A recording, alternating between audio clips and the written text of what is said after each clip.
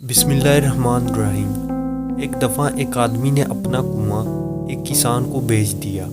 اگلے دن کسان اس کنویں سے پانی نکالنے گیا تو اس آدمی نے اسے پانی نکالنے کی اجازت نہ دی۔ اس نے کہا، میں نے تمہیں پانی نہیں بلکہ کنواں بیچا ہے، اس لیے تم کنویں سے پانی نہیں نکال سکتے۔ کسان بہت غمگین ہوا اور شہنشاہ کے دربار میں حاضر ہوا۔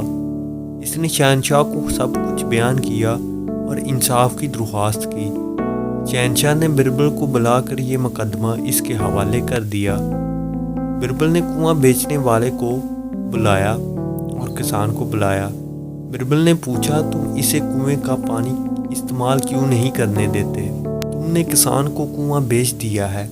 آدمی نے جواب دیا، بربل، میں نے پانی نہیں بلکہ کسان کو کنواں بیچا ہے، اسے کنویں سے پانی نکالنے کا کوئی حق نہیں۔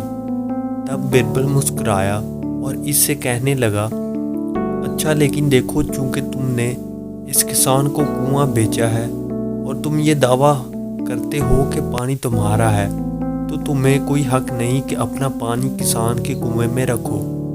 یا تو آپ کسان کو کنویں میں پانی رکھنے کے لیے کرایہ ادا کریں یا آپ اسے فوراً کنویں سے نکال دیں۔